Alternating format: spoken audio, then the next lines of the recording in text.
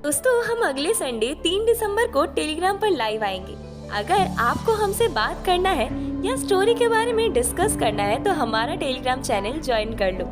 Sunday को वहीं पर मिलेंगे, लिंक डिस्क्रिप्शन में है, या फिर टेलीग्राम में सर्च करो शक्ति पूर्वज।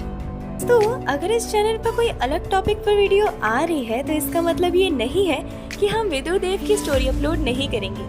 वीडियो लेट इसलिए हो जाता है क्योंकि मेरी कुछ पर्सनल रीजन है और स्टडी पर भी ध्यान देना होता है यार। आई होप मेरी यूट्यूब फैमिली समझेगी। तो शुरू करते हैं। पिछले पार्ट में हमने देखा दिवाकर विदुर के सामने एक डील रखते हैं और विदुर भी उस डील को एक्सेप्ट कर लेते हैं क्योंकि उन्हें पता है कि अगर पावरफुल बनना है तो किसी न किसी का सहारा तो लेना ही पड़ेगा। अब आगे विदुर अब दिवाकर को अंकल बोलने लगते हैं और उनकी सारी डील एक्सेप्ट कर लेते हैं। अंकल, मैं तो बहुत छोटे लेवल का हकीम हूँ। रैंक 3 की गोली और ज्यादा से ज्यादा रैंक 4 की गोली बना सकता हूँ। अंकल कहते हैं कोई प्रॉब्लम नहीं, हमारे लिए इतना ही काफी है। अब दिवाकर अंकल विदुर को एक अच्छा सा रूम दे देते हैं और कई दिनों का राशन पानी भी, ताकि वो आराम से गोलियां बना सके। विदुर अब थोड़ा बाहर घूमने के लिए निकलते हैं, लेकिन इन्हें फिर से वो राणा गैंग वाले मिल जाते हैं और इस बार फिर विदुर उन सबको पीट कर भगा देते हैं। अब यहाँ पर तमन्ना के दल वाले भी आ जाते हैं और तमन्ना को लेकर जाने लगते हैं। तमन्ना जाना नहीं चाहती थी, ना तो विदुर भी ऐसा चाहते थे। तमन्ना के दल वालों का मानना था कि अगर तमन्ना यहाँ रहेगी तो उसका टैलेंट बर्बाद हो जाएगा और उनके दल को तमन्ना की जरूरत थी। तमन्ना भी अब यहाँ से चली जाती है। विदुर के पास भी अब बस एक ही काम था, गोलियां बनाना और उस पर फोकस करना। अगली सुबह दिवाकर अंकल विदुर को बहुत सारी जड़ी बूटियाँ प्रोवाइड करते हैं, जो कि याव दल में भी कोई आम जड़ी बूटियाँ नहीं थी। विदुर को अच्छे से मालूम था कि वो अपने स्ट्रेंथ को बढ़ाकर इस दुनिया में सरवाइव कर सकता है। जैसे कि इनमें से कुछ ऐसी जड़ी बूटियाँ थी जिसको लेने के लिए कम से कम रैंक 4 या तो रैंक 5 की गोली देनी होगी, लेकिन सूर्य फैमिली विदुर को ये सब सस्ते में दे रही थी और विदुर को इन सब की जरूरत भी थी अगर इन्हें अपनी शक्तियों को अच्छे से कंट्रोल करना है तो।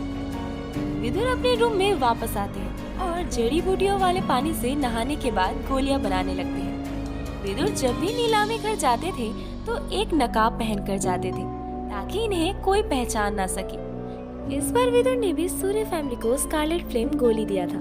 सूर्य फैमिली ने भी उसके बारे में बाहर बोर्ड पर लिख दिया था। अब बाकी लोग भी हैरान थे कि सूर्य फैमिली के पास स्कारलेट फ्लेम गोली कहां से आई। हालांकि ये रैंक 3 की गोली है, लेकिन बहुत ज्यादा असरदार और काम की गोली है। सबको मालूम था कि सूर्य फैमिली को बाकी के 2 फैमिली हमेशा से नीचा दबाना चाहते थे। ये सब बात विदुर भी सुनते थे। विदुर को अब भी समझ आता है कि जो सूर्य फैमिली है वो काफी ज्यादा क्राइसिस में है। विदुर के पास एक टोकन था जो दिवाकर अंकल ने दिया था, जिसे विदुर कभी भी नीलामी घर आ जा सकते थे। दिवाकर अंकल पहले से ही नीलामी घर में होते हैं और विदुर को देखकर बोलते हैं, विदुर भाई, आपको कुछ भी चाहिए तो बेझिझक बोलिएगा। दिवाकर अंकल भी जानते थे कि विदुर की काबिलियत बहुत है, उसे कोई भी दबा कर नहीं रख सकता था। पर दिवाकर अंकल को ये नहीं पता था कि विदुर कितने समझदार है। ये किसी का भी बुरे समय में फायदा उठाने का सोचते भी नहीं थे। विदुर हमेशा नकाब में रहते हैं और एक भारी आवाज में बात करते हैं। तभी यहाँ एक लड़का आता है और दिवाकर को पापा कहकर बुलाता है और बोलता है, पापा, मुझे जंगल में एक तिलस्मी जानवर का सींग मिला है। ये इतना खास तो नहीं है, लेकिन काम की चीज है। और विदुर इस लड़के को पहचान जाते हैं। ये लड़का वही था, भानु, जिससे कि विदुर और तमन्ना पहले भी मिल चुके थे और इसी ने इन दोनों को खाना भी खिलाया था। अब भानु विदुर को अंकल कहकर बुलाते हैं क्योंकि उन्हें भी नहीं पता था कि विदुर उनके ही उम्र के लड़के हैं, क्योंकि वो हमेशा नकाब में रहते हैं। भानु विदुर से बोलते हैं, मैं आपको सपोर्ट कर सकता हूँ क्योंकि मुझे भी थोड़ा बहुत हकीम का ज्ञान है।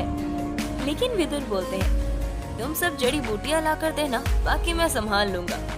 विदुर भी अब सोचते हैं, अगर मैं सूर्य फैमिली की हेल्प कर पाया तो भानु ने जो उस टाइम खाना खिलाकर जो मुझ पर उपकार किया था, मैं उसे भी चुका दूंगा। भानु भी अब सोचते हैं, क्या ये नकाब वाला आदमी सच में एक पावरफुल हकीम है? अगर देखा जाए तो शक्तियों के मामले में फिलहाल भानु विदुर से ज्यादा शक्तिशाली थी। भानु बार बार विदुर को अंकल बोलते हैं। विदुर को अच्छा तो नहीं लगता, लेकिन वो एक्टिंग अच्छी करते हैं। तभी बीच में दिवाकर भानु को डांट देते हैं। भानु, जब कोई हकीम गोली बना रहा हो तो उन्हें परेशान नहीं करते हैं। अब दिवाकर विदुर को एक अच्छे से रूम में लेकर जाते हैं। यहाँ पर पहले से ही एक कढ़ाई थी जो काफी शानदार थी। विदुर भी ज्यादा सोचते नहीं और वो यहीं पर गोली बनाना स्टार्ट कर देते हैं, जबकि नॉर्मली कोई भी हकीम अपनी टेक्निक किसी को नहीं दिखाता। इसलिए दिवाकर और भी ज्यादा हैरान हो जाते हैं और फिलहाल भानु विदुर की मदद करने लगते हैं। विदुर को जो भी जड़ी बूटियों की जरूरत पड़ती भानु उसे लेकर आती थी। समय बीतता है और विदुर यहाँ पर 36 स्कारलेट गोली बना देते हैं, वो भी बहुत कम समय में। इसलिए इन्हें देखकर दिवाकर और भानु भी हैरान थे। विदुर का पावर जब से दक्ष रैंक पर गया था तब से विदुर गोलियों को कम से कम समय में और भी ज्यादा अच्छे से बना देते थे। विदुर यहाँ पर बहुत सारी गोलियाँ बनाते थे, जैसे घाव ठीक करने वाली गोली, हड्डियाँ जोड़ने वाली गोली, खून को बहने से रोकने वाली गोली, रैंक 2 और रैंक 3। विदुर अब थोड़ा थक गए थे। पहले विदुर ऐसा सोचे नहीं थे कि वो सूर्य फैमिली की इतनी ज्यादा हेल्प करेंगे, लेकिन जब से उन्हें पता चला था कि भानु इसी फैमिली से है, तभी से वो और भी ज्यादा मेहनत करने लगे थे। क्योंकि विदुर भानु को बहुत अच्छा और नेक दिल समझते हैं। क्योंकि विदुर जब पहली बार भानु से मिले थे तो भानु ने बिना जान पहचान के ही इनकी हेल्प की थी और इन्हें खाना भी खिलाया था। अब विदुर भानु को एक अलग और इज्जत भरी नजर से देखते थे। भानु भी सोचते हैं, अगर इन गोलियों को ग्रैंड मार्शल सिटी में बेचा जाए तो एकदम बवाल मच जाएगा। बड़ी बात ये थी कि विदुर का जो सक्सेस रेट था वो 100% था, क्योंकि जब ये गोली बनाते थे कोई भी जड़ी बूटी बर्बाद नहीं होती थी और एक ही बार में गोली बना देते थे। दिवाकर विदुर से बोलते हैं, अगर तुम हमें ऐसे ही सपोर्ट करोगे तो तुम्हें जो भी जड़ी बूटी खुद के लिए चाहिए वो भी हम दे सकते हैं। विदुर भी हाँ में जवाब देते हैं और सोचते हैं, चलो अच्छा है, इससे मैं अपने लिए अपनी जरूरत की जड़ी बूटियाँ मांग लूंगा और खुद के लिए गोली बनाऊंगा। विदुर काफी थक गए थे और अपने रूम में जाकर सो जाते हैं। अगले दिन सुबह होती है, फिर भी ये थोड़ा सा थका हुआ महसूस करते हैं। विदुर आज कोई गोली बनाने का नहीं सोच रहे थे, बल्कि इन्होंने जो गोली बनाई थी उसे कोई एक्सचेंज करके अपनी जरूरत की जड़ी बूटियाँ लेने का सोचते हैं। विदुर आज अपना नकाब भी नहीं पहनते और ऐसे ही निकल जाते हैं। फिलहाल विदुर थोड़ा मोल भाव करते हैं और इन्हें जो जड़ी बूटी चाहिए थी वो इन्हें मिल जाती है। अब जब विदुर इन चीजों को अदला बदली कर रहे थे तभी एक आदमी इन्हें ध्यान से देख रहा था। उसकी आंखें भी पूरी लाल थी। इसके आसपास और भी लोग थे। वो बोलते हैं, बॉस, क्या ये वही है? लेकिन ये तो एक बच्चा है। वो लाल आंखों वाला आदमी बोलता है, फिलहाल इसका पता लगाओ, ये रह कहाँ पर रहा है। विदुर फिलहाल अपने रूम पर वापस आ जाते हैं, लेकिन जब ये अपने रूम पर वापस आते हैं तो इन्हें कुछ शक्तियाँ महसूस होती हैं। विदुर बोलते हैं, कौन है यहाँ पर? सामने आओ। विदुर उस आदमी को देखकर हैरान थे, क्योंकि याव दल में विदुर जिस स्कूल में थे ये आदमी वहाँ का प्रिंसिपल था। प्रिंसिपल विदुर को देखकर थोड़ा मुस्कुराते हैं और बोलते हैं, तुम पहले से थोड़ा ज्यादा पावरफुल हो गए हो, लेकिन तुम्हें अभी भी बहुत चीजों की जरूरत है।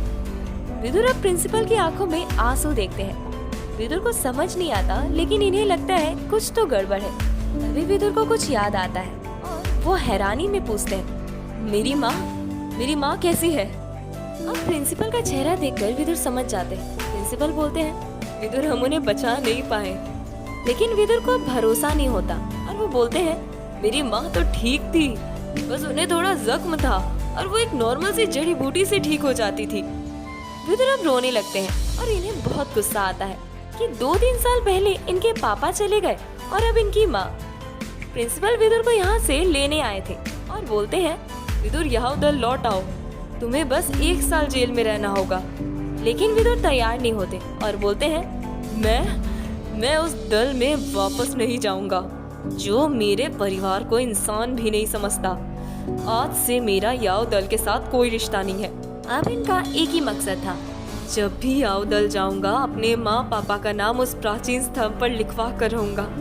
विदुर को मालूम था ये सब किसकी वजह से हुआ है, भास्कर की वजह से। बाजार में विदुर को जो लोग छुप कर देख रहे थे वो इनका पीछा करते करते इनके रूम तक आ जाते हैं। तभी एक बंदा इन पर अटैक कर देता है, लेकिन विदुर उसे पकड़ लेते हैं और एक खतरनाक मुक्के से उसे दूर फेंक देते हैं और पूछते हैं, तुम्हें किसने भेजा है यहाँ पर? प्रिंसिपल भी हैरान थे और बोलते हैं, ये बंदा कौन है और कहाँ से आया है। तभी वहाँ पर और भी लोग आ जाते हैं, लेकिन विदुर एक एक करके सभी के एक हाथ काट देते हैं। उनमें से एक बंदा बोलता है, हमें राणा गैंग ने भेजा है।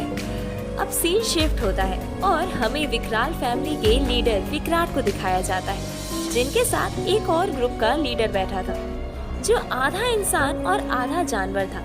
विराट उस आदमी को समझा रहे थे और बोलते हैं, अपने आदमियों को काबू में रखो, नहीं तो तुम लोग नहीं बचोगे। विराट ऐसा इसलिए कह रहे थे क्योंकि ये लोग वो थे जो इंसानों को भी खाते थे, इसलिए ये लोग आधा इंसान और आधा जानवर थे।